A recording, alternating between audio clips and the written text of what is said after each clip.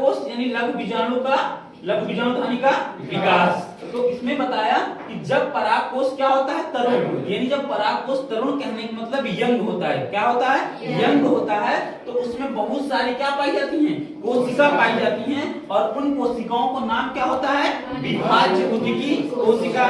अब ये जो विभाज्य ऊतकी कोशिका है, इसी कोशिकाओं के चारों तरफ क्या पाया जाता है, बाह्य त्वचा। और हमको मालूम होता है कि लघु बीजाणुधानी में कितनी परतें होती हैं, 5 परतें होती हैं। तो भैया अब ये जो विभाज्य ऊतकी कोशिकाएं होती हैं, इन्हीं कोशिकाओं में कुछ कोशिका आकार में क्या हो जाती हैं, बड़ी हो जाती हैं। तो यहाँ पर देखो कुछ कोशिका आकार में क्या हो गई हैं, बड़ी। तो ये जो कुछ कोशिकाएं आकार में बड़ी हुई हैं, इन कोशिकाओं का नाम क्या होता है, प्रपशु कोशिका। क्या होता है, प्रपशु कोशिका।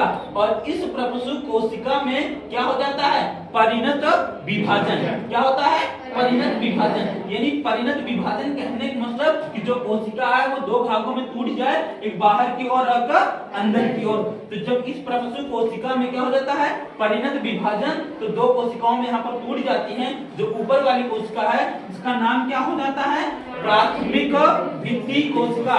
और इस प्राथमिक भित्ति कोशिका में क्या होता है, विभाजन।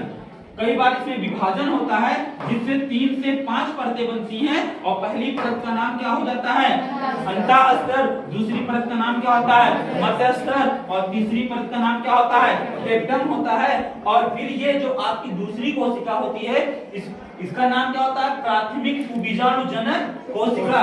और इसमें होता है समसूत्री विभाजन। कितनी बार, 2 से 3 बार, जिससे आपका निर्माण हो जाता है किसका, लघु बीजाणुजनन कोशिका। और यही 5 परतें हमने आपको लघु बीजाणुधानी में बताया था।